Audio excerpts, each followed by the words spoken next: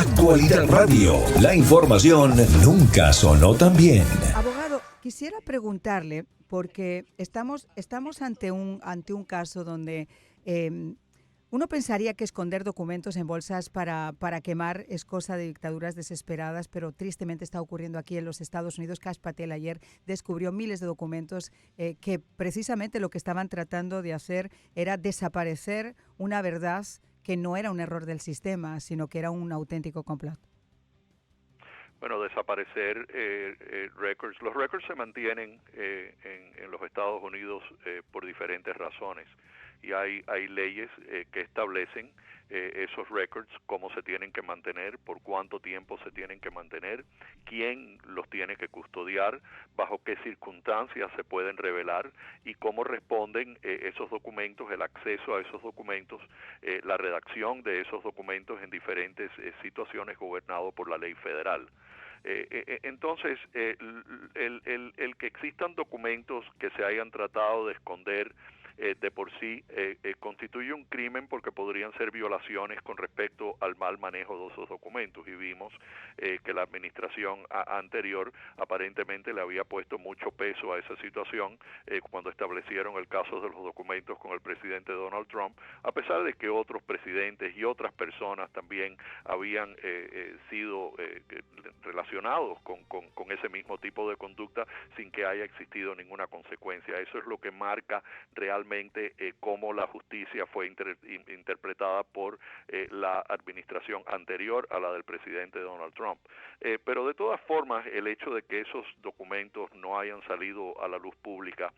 responde a lo mejor a una dinámica que tiene que ver con ciertas leyes que prescriben el uso de esa información y la clasificación de esa información tiene mucho que ver con la habilidad de poderlo divulgar, inclusive a las más altas esferas del gobierno. Pero una vez desclasificada, una vez que esa información ha sido revelada a través de los organismos necesarios para lograr esa desclasificación, pues entonces nos damos cuenta, por lo que ha sido reportado hasta el momento, que hay ciertos documentos que aparentemente tienen el efecto de implicar al expresidente de los Estados Unidos, Barack Obama. Y de nuevo, Barack Obama no ha sido convicto de nada, no ha sido acusado de nada, no es una persona que podamos decir en este momento seguro tuvo cierta relación, pero los documentos aparentemente, de la manera que ha sido reportado, implican una participación. Esa participación va a ser importante en términos de poder establecer quién era la persona que estaba guiando, quién era la persona que estaba manejando, de qué manera se estaba llevando a cabo el sistemático uso de las leyes y de los procesos normales para, por ejemplo, crear un dossier como el Steele dossier, con el proceso específico de hacerle daño a la imagen del presidente Donald Trump para impedir que ganara la presidencia cuando estaba enfrentando a Hillary Clinton durante esa elección. Además, sabemos, y ha sido reportado, y sabemos porque hemos visto que han existido ciertas declaraciones por personas de altas esferas frente al Congreso que han hablado de estas cosas, que se ha cambiado un reporte de inteligencia con respecto al uso de estas informaciones que tienen que ver con el llamado Russia Gate para hacer lucir al presidente Donald Trump en una luz muy negativa cuando la inteligencia real no llegaba a esa conclusión. Lo llevaron a un impeachment incluso, abogado. Sí, claro. Claro, y además el uso de muchas de esas informaciones que se sabían que eran falsas, que ya se habían presentado ciertos testimonios frente al Congreso, que ya se conocían por parte de declaraciones de personas de nuevo en esas altas esferas del gobierno que tenían conocimiento de estas cosas a raíz de su posición, de que ciertas evidencias que fueron presentadas bajo juramento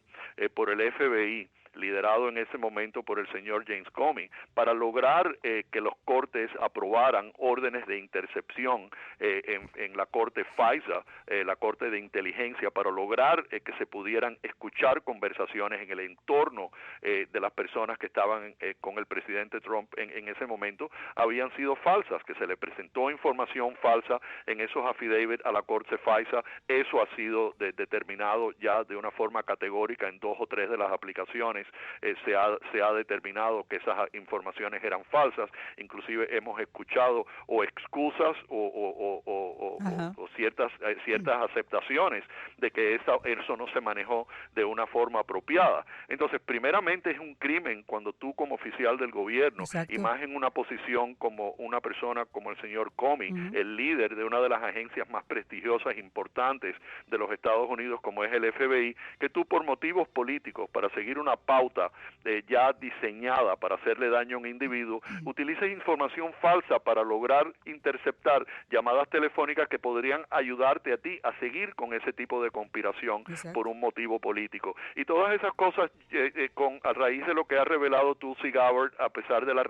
y en vista de la referencia de todos estos documentos al Departamento de Justicia, yo creo que cabe a lo mínimo una investigación profunda para establecer cuáles de estas personas tuvieron que ver, qué es lo que se puede probar, de qué forma esta información podría ser utilizada para avanzar intereses legítimos de una investigación criminal y que lleve a las agencias investigativas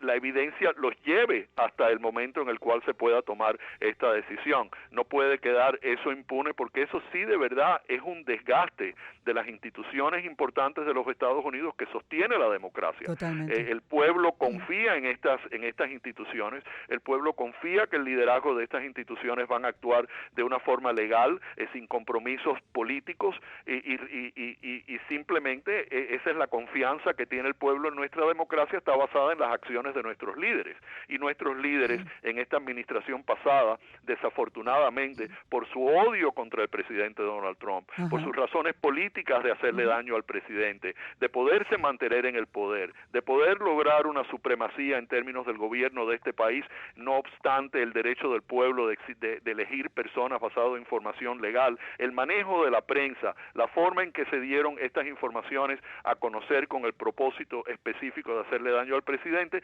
todo eso podría muy bien resultar en cargos criminales, a lo menos una investigación legítima con respecto a esos procesos, que podría de verdad y dar una luz acerca de cuáles fueron las acciones de cada cual, y entonces ya eso respondería a la dinámica de un departamento de justicia, de un sistema de cortes, de un sistema de garantías procesales, que es como funciona nuestra democracia. Ahora, abogado, si la administración Obama realmente ha sido partícipe o al menos conocedora, parece ser que existió no solo la participación, sino la creación, la fabricación de todo esto en esta operación. ¿Qué implicaciones legales puede llegar a tener esto en el ámbito del derecho constitucional? Quizá no existe la posibilidad real de rendición de cuentas por una cuestión de inmunidad política, no sé si eso es probable o no, por una cuestión de que quizá cuando ya quieran empezar a actuar han prescrito algunos de estos cargos, pero lo que no cabe duda es que hay figuras penales que están comprometidas. ¿Qué implicaciones legales puede tener esto en el derecho constitucional?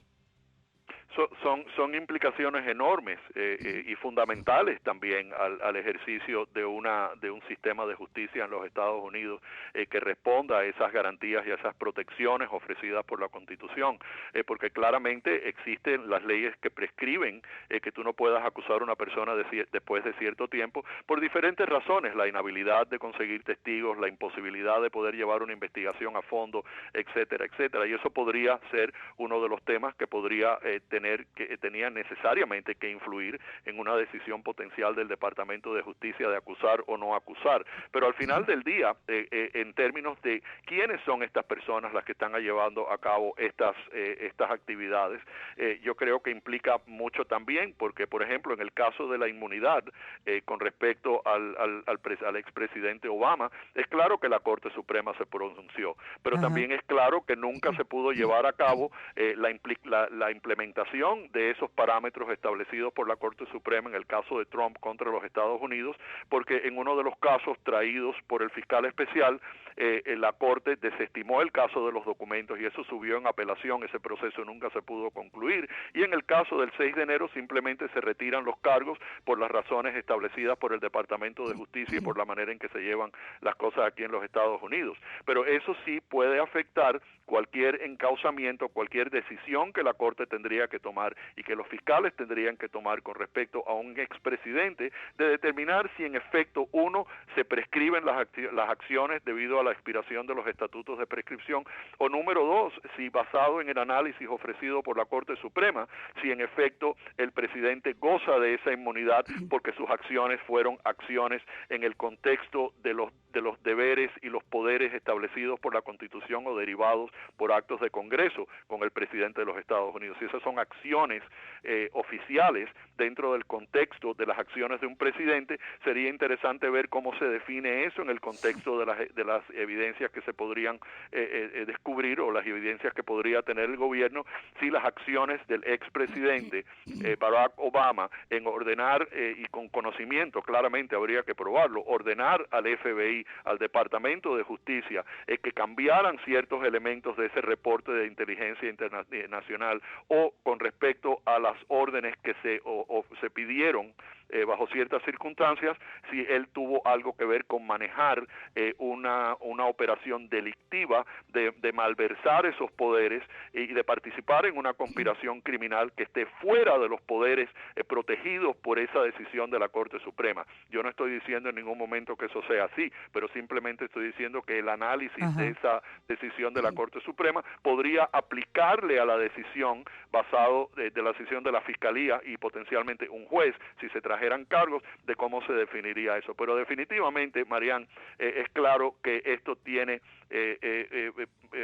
una implicación y un impacto muy fuerte en la confianza que el pueblo le pueda tener, como mínimo la confianza que el pueblo le tenga al sistema de justicia. Y el sistema de justicia nada más que funciona en términos de respetar a los jueces y las funciones de los fiscales en la medida en que confíen que las cosas se están haciendo basado en la ley y no por motivos políticos. Así que fundamentalmente tiene un impacto enorme en el sistema de justicia, pero tiene un impacto mayor y de mayor proporción en el pueblo y la confianza que le pueda tener a este sistema. Sobre todo porque ha habido una violación constitucional silenciosa. O sea, si todo eso se demuestra, realmente ha sido una especie de golpe de Estado interno, aunque le quieran llamar, le puedan poner el titulito que ustedes quieran, pero es impedir realmente que un presidente electo por el pueblo pueda ejercer sus funciones creando algo en su contra que saben que es mentira. Pero además lo importante de esto, abogado, y yo le hacía hincapié en eso, es sobre todo, de alguna manera, además de ese mensaje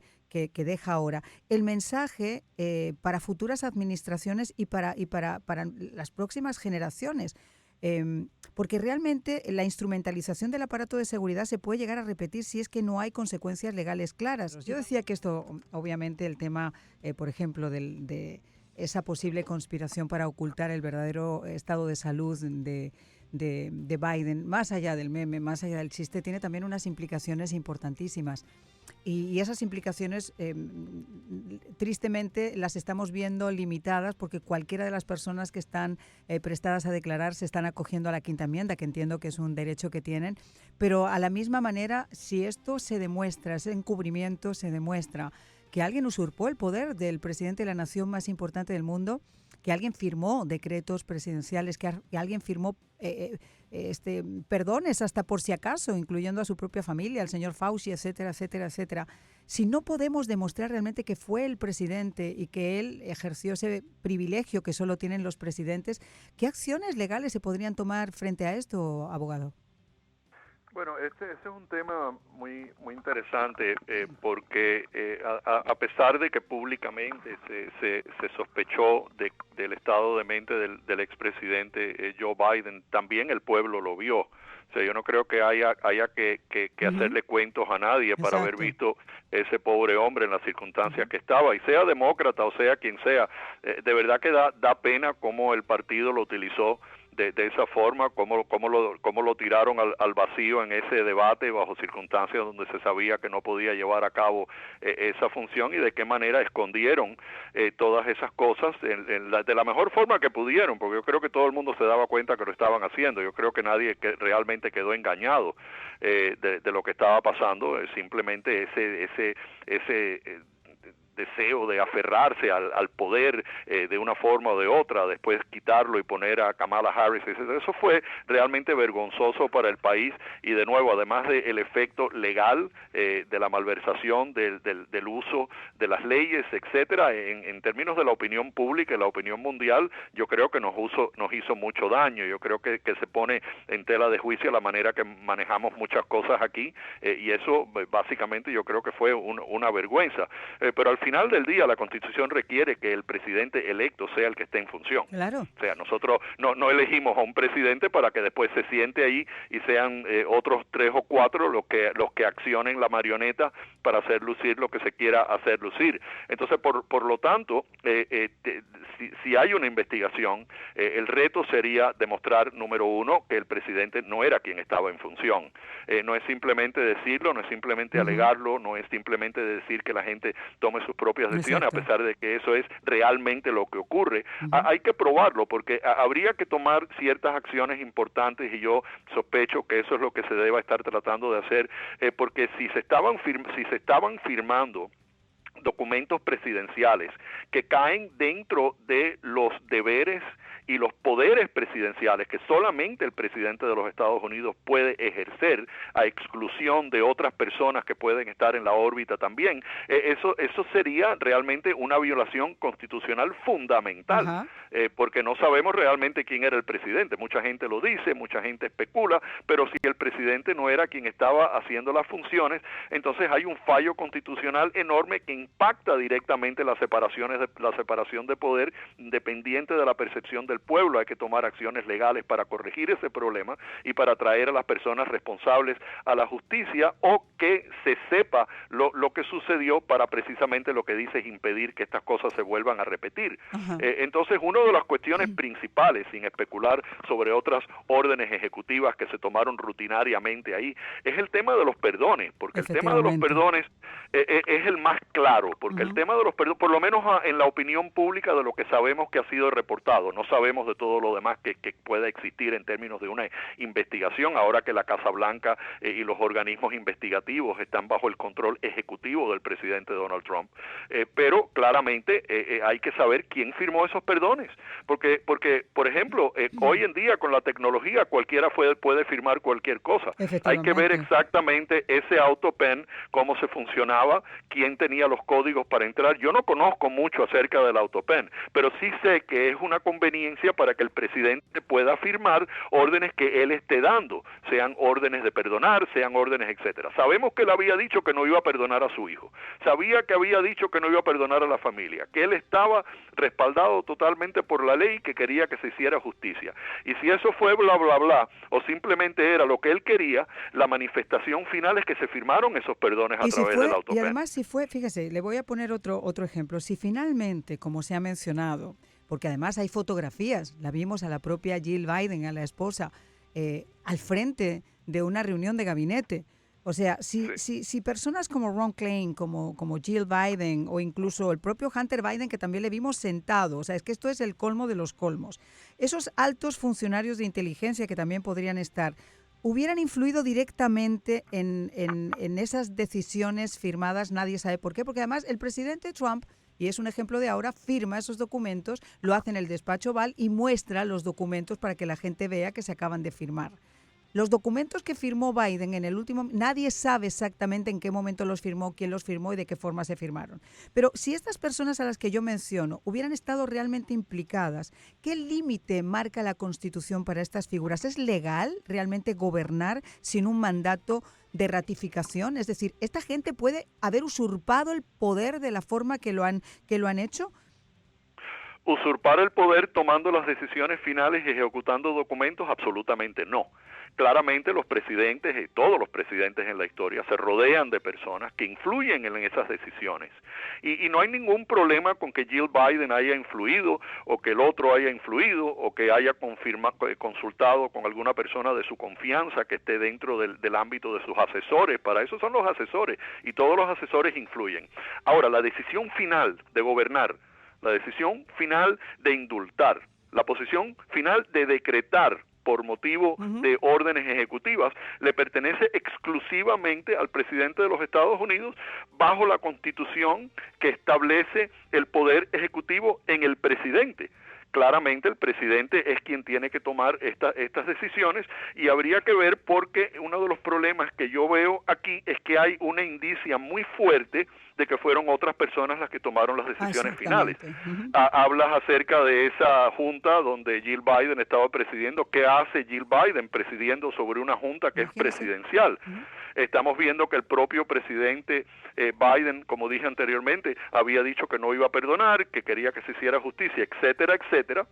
pero al final perdonó, a pesar de que habían muchas evidencias que salieron en el comité de supervisión cuando estaban hablando acerca de las transferencias de dinero, el caso de Ucrania, el caso de su hijo sentado en la firma Burisma como uno de los principales, o por lo menos uno de los que representaba los intereses de esa nación, llamando a su padre. ¿Qué hacía ese señor allí? Obviamente todo eso se ignoró, nunca hubo una investigación por parte de las agencias federales que haya llegado a algún tipo de conclusión de acusar o no acusar. La misma libreta electrónica de Hunter Biden, que nunca se exploró para determinar cómo existían esas relaciones entre el presidente, su hijo, y todo el dinero que estaba entrando a las cuentas de la familia. Hay mucha indicia de que el presidente, con conocimiento de ciertas cosas, no iba a indultar a nadie, porque estaba convencido de que de la manera que se habían llevado a cabo las investigaciones no iba a surgir absolutamente nada con la familia, pero al final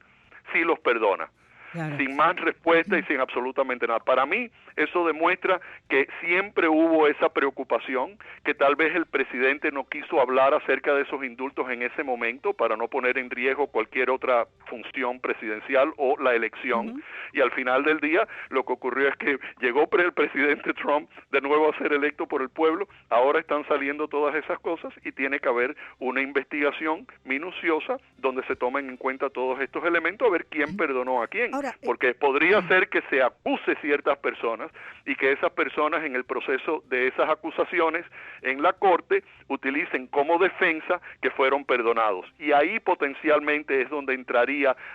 realmente a las cortes, si hay esas acusaciones, si de verdad fueron perdonados o no fueron perdonados. Habrán audiencias evidenciarias donde tal vez muchas cosas se salgan a la luz pública a consecuencia de esos procesos. Será muy interesante. Ahora, abogado, sin entrar realmente de si existió esa conspiración para ocultar realmente la incapacidad de Biden, todo lo que ocultaron, quién firmó esos decretos, cómo se firmaron, ¿es constitucional que un presidente incapacitado como todos, y usted muy bien lo ha remarcado, todos, incluso lo tuvieron que admitir, las cadenas que en un principio lo negaban hasta la saciedad, tuvieron que admitirlo, incluso escribir libros como el caso del señor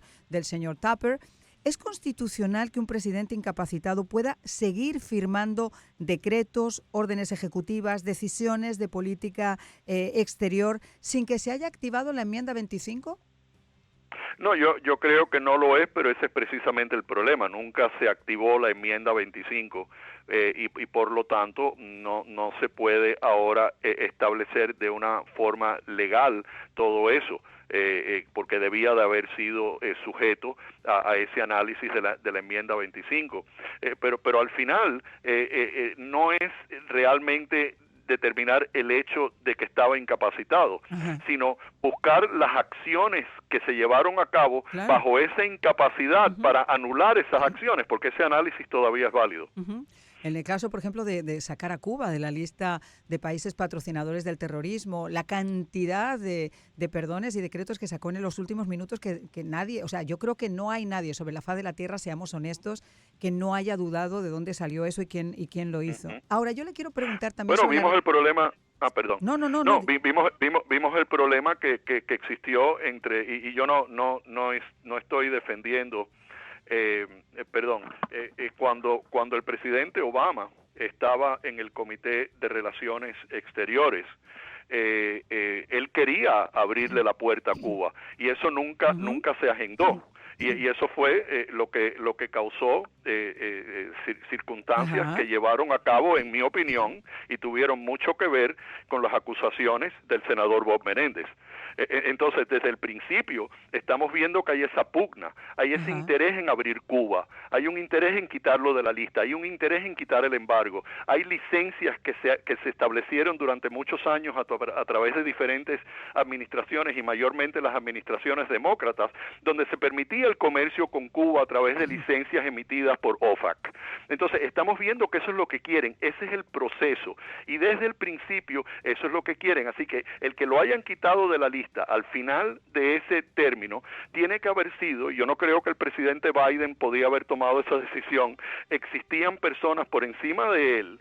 que fueron los que lo apoyaron a él en su campaña inicial para convertirse en presidente, que tenían esos objetivos. Así que esos objetivos se alinean perfectamente con las decisiones que se tomaron al final del mandato del presidente Biden, con esos indultos y esa idea de quitar a Cuba de la lista. Así que, como digo, hay mucha indicia, Marianne, de que las cosas que se hicieron al final del término de Biden se hicieron para aprovechar esa oportunidad que no se iba a repetir o que potencialmente no se repetiría para lograr esos intereses de hace mucho tiempo antes de que Biden fuera presidente, de que se pudieran lograr. El tema es que aquí hay mucha responsabilidad jurídica en este caso y yo me imagino que por un lado los médicos que certificaron que el señor estaba apto a pesar de que lo veíamos en un Lululand, incluso ahora con un cáncer stage 4 con metástasis ósea, que eso cualquier oncólogo te dice que es una cuestión de años, los miembros del gabinete que callaron, la propia familia que dormía con este señor todos los días y le tenía que salir del closet cuando se perdía, como ha sido ahora publicado en ese libro de Tupper que también lo negaba. Pero qué responsabilidad, por ejemplo, el propio Partido Demócrata como institución, la propia vicepresidenta como vicepresidente, pero ¿y el Congreso qué responsabilidad tenía el Congreso, que nunca activó una investigación seria sobre el estado mental de Biden, ni tampoco presionó por transparencia médica a un centro, por ejemplo, como el Walter Reed? Pero es que por eso es que no hay ninguna credibilidad con respecto al Partido Demócrata en este momento. Por eso es que están buscando cualquier cosa. Ahora están agarrados al caso de Epstein. Y yo estoy de acuerdo con que el presidente Trump dijo que iba a abrir los records del caso de Epstein. Pero hay dificultades con respecto a abrir estas cosas. Pero como no tienen más nada, se enfocan en esas cosas. Se enfocan en pelear cualquier cosa que el presidente quiera hacer. Entonces, eso viene porque tienen que mantener cierta vigencia. No estoy hablando de los demócratas votantes que están en la calle, que somos todos los ciudadanos que tienen derecho a votar por el partido que les dé la gana. Estoy hablando de la falta de liderazgo que ha habido por muchos años, donde se han enfocado en cosas indebidas. Y eso yo creo que ha defraudado al pueblo norteamericano. Yo creo que esa falta de liderazgo que ha existido a través de todo este tiempo ha tenido un impacto muy importante en la percepción sobre nuestro liderazgo y los Estados Unidos en general. Pues, abogado, yo sé que hay mucho de qué hablar. Yo quisiera invitarle, yo sé que usted es una persona súper agotada, tiene muchísimos casos, pero para nosotros es tal el placer poder conversar con usted que queremos invitarles para que podamos hablar también un poquito de ese caso Epstein. Lo que sí le puedo decir, y yo no soy jurista, es que, como dirían nuestros padres fundadores, estamos ante una tiranía burocrática moderna, un estado moderno de tiranía burocrática, una usurpación de funciones públicas si es que se llega a demostrar de gravísimas consecuencias y un complot generado desde el propio Estado para sacar a un presidente electo de sus funciones de la Casa Blanca. Y esos señores lo pueden llamar ustedes como les dé la gana, pero quítenle el título de republicano o de demócrata y pongan simplemente la palabra presidente. Y ahí se van a dar cuenta de la importancia que puede llegar a tener esto incluso para las propias generaciones. Muchísimas gracias, abogado. Gracias, un placer estar con ustedes. Bueno. Radio, la información nunca sonó tan bien.